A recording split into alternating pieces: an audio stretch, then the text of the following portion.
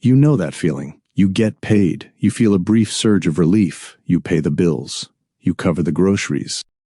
You handle the unexpected charge that slipped through. And by the 15th, the account is back to zero. You tell yourself you'll start investing when you have more. When the debt is gone. When the raise hits. When life stabilizes. But life doesn't stabilize. It compounds. And while you're waiting for the perfect moment to start, the math is working against you. Every single day. Here's the forensic reality. Time doesn't care about your intentions. It only cares about your capital allocation. A dollar invested today doesn't just grow. It recruits. It compounds. It builds a workforce of future dollars that labor for you while you sleep. A dollar spent today disappears forever. And the gap between those two paths isn't measured in effort. It's measured in consistency. My name is Manuel, and I spend way too much time running forensic audits on the invisible equations that keep high earners and struggling workers trapped in the exact same cycle. If you've ever looked at your bank account at the end of the month and wondered where it all went, hit that subscribe button. Because today, we're not talking about getting rich quick. We're dismantling the small amount illusion. The psychological trap that convinces you that $35 a week is too insignificant to matter. And we're going to prove, with actual math, why that $35, deployed correctly, will eventually out-earn your full-time job. Let's begin with the cultural script you've been handed. We're taught that wealth requires large sums, that you need thousands to start, that investing is for people who already have money, that if you can't invest big, you shouldn't bother. But that equation is fatally incomplete, because wealth isn't built by lump sums. It's built by liquidity deployment frequency. The market doesn't ask how much you invest. It only asks how consistently you show up. And consistency is a weapon most people refuse to pick up. Let's run the actual forensic breakdown on what happens when you deploy $35 a week into a properly structured index portfolio. But first, we need to understand the environment you're operating in. Since 2020, food prices have risen over 25%. Housing costs have climbed 30%. Healthcare premiums have increased 18%. And wages have grown roughly 3.8% annually. You aren't falling behind because you're bad with money. You're falling behind because the cost of existence is compounding faster than your labor income. And borrowing money has gotten brutally expensive. Interest rates on credit cards sit above 22%. Auto loans hover near 7%. Even good mortgages are pricing in long-term inflation risk. So when you hear just save more, it feels like noise. Because you're already stretched. But here's the critical distinction most people miss. Saving is defensive. Investing is offensive. Saving preserves capital against inflation. Investing recruits capital to outpace it. And the vehicle that allows small, consistent deployments to compound into life-changing wealth is the broad market index fund. Not because it's sexy, because it's structural. An index fund doesn't try to beat the market. It becomes the market. It owns hundreds, sometimes thousands, of companies. It diversifies risk automatically. It reinvests dividends without you lifting a finger, and it charges fees so low they're practically invisible. But not all index funds are built equal. And this is where the shadow architecture activates. Let's name it the consistency extraction machine. Financial institutions don't profit from your long-term wealth. They profit from your activity, from your trades, from your churn, from your fear of missing out. They engineer products that look simple, but carry hidden fees. They market zero commission while embedding expense ratios that bleed you slowly. They promote stock picking, because active trading generates revenue. Passive holding does not, and they've conditioned you to believe that small amounts don't matter. So you never start. So you never build the habit. So you never capture the compounding curve. But the math doesn't care about their business model. Let's run the twin simulation. Alex waits. He tells himself he'll start when he has $5,000 saved. He watches inflation erode his purchasing power. He sees the market climb. He feels the anxiety of missing out, but he doesn't act because the hurdle feels too high. Maya starts today, $35 a week, automatically deployed into a diversified index portfolio. She doesn't time the market. She doesn't chase trends. She doesn't check the balance daily. She just shows up. Every week. For 30 years. By year 5, Alex still has zero invested. Maya has roughly $9,100 deployed. With compounding already accelerating, by year 10, Alex is still waiting.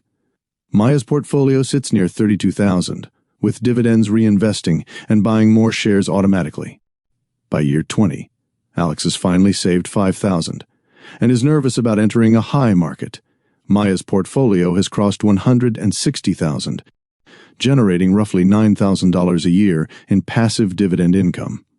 By year 30, Alex is still saving. Maya's portfolio approaches $942,000, paying roughly $8,000 a month in passive income. The gap between them isn't income, it's initiation. Alex waited for perfect conditions. Maya deployed under imperfect ones. And the market rewarded consistency, not timing. Now, I know exactly what you're going to say. But Manuel, $35 a week is nothing. It won't change anything. And that's the illusion speaking, because $35 a week is $1,820 a year, deployed at a conservative 8% annualized return. That's not nothing. That's a snowball, and snowballs don't start large, they start small. They gain mass through repetition, through momentum, through time. The first 5 years feel slow. The balance creeps. The growth seems linear, but compounding isn't linear, it's exponential. It whispers for a decade. Then it shouts. By year 15, the curve bends upward. By year 20, it accelerates. By year 30, it transforms. And the majority of your final balance won't come from your contributions, it will come from the compounding of your compounding. Let's run the actual math on a properly structured Fidelity Index portfolio. But first, the selection criteria. You don't pick funds based on hype. You pick them based on structural durability. Criterion 1, diversification. You want exposure to hundreds, ideally thousands, of companies. No single failure should derail your progress. Criterion 2, broad market coverage. Large caps, mid caps, small caps, growth, value, dividend payers. You want balance, not bets. Criterion 3, low fees. Every basis point matters over decades. Zero-fee funds aren't a gimmick. They're a structural advantage. Criterion 4, dividend growth. Companies that raise payouts annually. Recruit more shares for you automatically. That's compounding within compounding. Criterion 5, historical resilience. You want funds that have weathered crashes and kept climbing. Not because past performance guarantees future results, but because it reveals structural integrity. Now, let's build the portfolio. Fund 1, F says Rocks. The Fidelity Zero Total Market Index Fund. This is your core. It owns the entire U.S. stock market. Large, mid, small, every sector. Zero management fees. Current yield, 1.04%. Dividend growth rate, 7.5% annually. Historical price appreciation, 13.5%. It's not flashy. It's foundational. Fund 2, FSMDX. The Fidelity Mid-Cap Index Fund. Mid-sized companies. Stable enough to be reliable. Small enough to grow quickly. Roughly 300 holdings across tech, industrials, consumer, finance. Yield, 2.42%. Dividend growth, 17.21%. Appreciation, 7.4%. This adds the expansion layer. Companies still climbing the curve. Fund 3, FITLEX. The Fidelity U.S. Sustainability Index Fund. Companies screened for strong environmental, social, and governance practices. Heavy exposure to tech, healthcare, communications. Yield, 1.14%. Dividend growth, 13.74%. Appreciation, 13.06%. This adds future-facing resilience. Sectors with long-term momentum. Fund 4, FDRIX. The Fidelity Growth and Income Portfolio. High-quality large caps with stable earnings. A blend of reliable dividend payers and consistent growers. Yield, 3.13%. Dividend growth, 19.68%. Appreciation, 8.17%. This lifts both sides of the equation. Income and growth. Simultaneously. Fund 5, FDGFX. The Fidelity Dividend Growth Fund, companies with long histories of raising dividends, strong fundamentals, safety and consistency over aggression. Yield, 3.2%. Dividend growth, 18.23%. Appreciation, 2.78%. This stabilizes the portfolio. It's the anchor during volatility. Now, let's calculate the portfolio's aggregate metrics. We'll use a simple equal weight average for this example. Dividend yield, 1.04 plus 2.42 plus 1.14 plus 3.13 plus 3.2 equals 10-3. Divide by 5%. Portfolio yield, 2.19%. Dividend growth rate, 7.5%, plus 17.21 plus 13.74 plus 19.68 plus 18.7. Divide by 5. Portfolio dividend growth. Portfolio dividend growth plus 8.17 plus 2.78 equals 44.91. Divide by 5. Portfolio appreciation, 8.98% annually. Combined, that's a portfolio designed to grow in value, while growing what it pays you. Every single year. Now, let's project the $35 weekly deployment. $35 a week is $1,820 a year, deployed into this portfolio, with dividends reinvested, at the historical averages we just calculated. Year 1, contributions total $1,820. Portfolio value, roughly $1,950.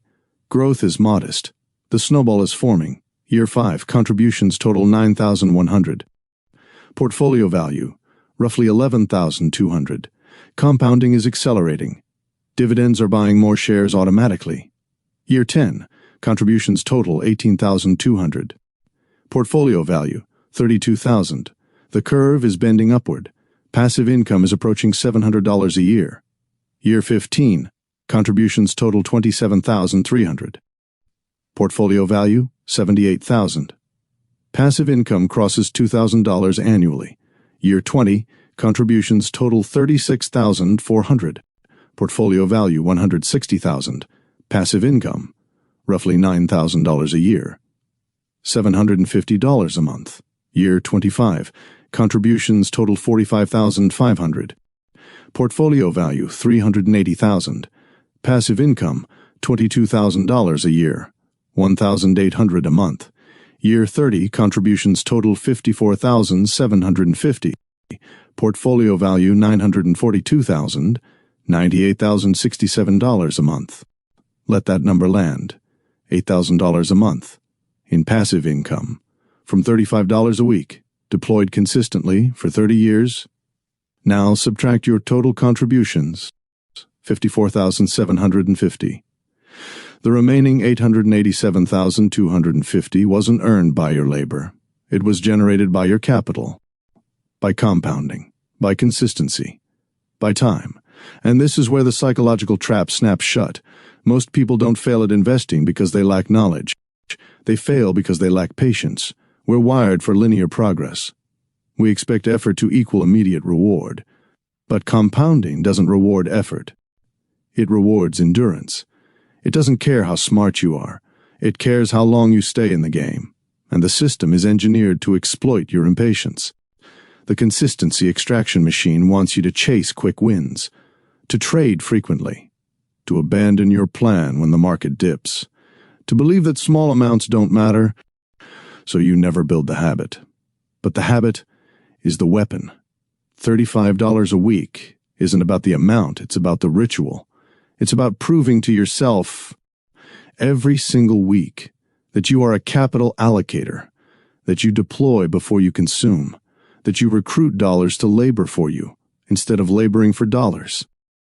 And once that identity shift happens, the math takes over. You stop asking, is this growing fast enough? You start asking, did I deploy this week? And that question changes everything. So how do you operationalize this? You don't need a complex strategy. You need a simple protocol. Step 1, the automatic deployment. Set up an automatic transfer, $35, every Friday, into your Fidelity account. Split equally across the 5 funds, or use a single total market fund if you prefer simplicity. The key is automation. Remove the decision. Make it inevitable. Step 2. The reinvestment mandate. Dividends don't go to your checking account. They buy more shares. Automatically. This is non-negotiable. Reinvestment is the engine of compounding. Without it, you're just saving. With it, you're recruiting. Step 3. The 10-year silence. For the first decade, do not check your balance daily. Do not react to market noise. Do not adjust your plan based on headlines. Your job is consistency, not optimization. Let the curve form. Let the snowball gain mass. Trust the architecture. Step 4. The liquidity buffer. Before you deploy a single dollar, ensure you have $1,000 to $3,000 in a high-yield savings account. This is your shock absorber. It prevents a minor emergency from forcing you to sell investments at a loss. Liquidity protects your compounding. Step 5. The annual review. Once a year, review your allocations. Rebalance if one fund has grown disproportionately. But do not overhaul, do not chase, do not tinker. Adjust, then return to silence.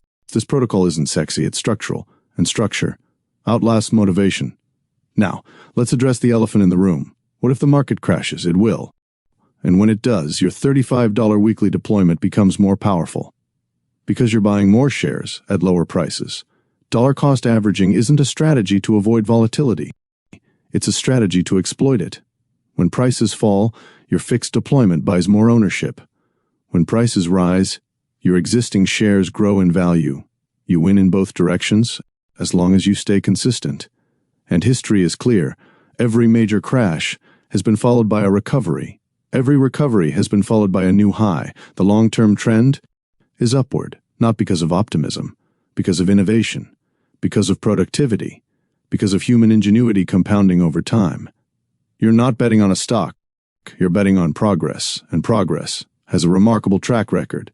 So tonight, open your Fidelity account, or create one. Set up the automatic transfer, $35 every week. Split it across the 5 funds, or use FC Rocks alone if you prefer simplicity. Enable dividend reinvestment. Then, close the app. And don't look back for a year. Your job isn't to manage the portfolio. Your job is to fund it. Let the architecture do the work, because $35 a week isn't about the amount. It's about the identity. It's about proving to yourself that you are someone who deploys before they consume, that you recruit capital, instead of just laboring for it, that you play the long game while everyone else chases the quick win. And over 30 years, that identity compounds into something your paycheck can never match. $8,000 a month in passive income from a habit so small, most people dismiss it, but you won't, because you understand the math. You respect the curve. You trust the process. And you know, that consistency is the ultimate leverage. I want to hear from you down in the comments. Are you currently deploying small amounts consistently? Or are you still waiting for the right time to start? Drop 1 or 2 below. I'll reply with a specific automation setup based on your exact income bracket and risk tolerance. If this audit shifted your perspective, share it with someone who's still measuring their progress by lump sums. They need to see the architecture behind the illusion. Hit subscribe. I'm Manuel. Outsmart the system. Protect your capital. Build your buffer. I'll see you in the next deep dive.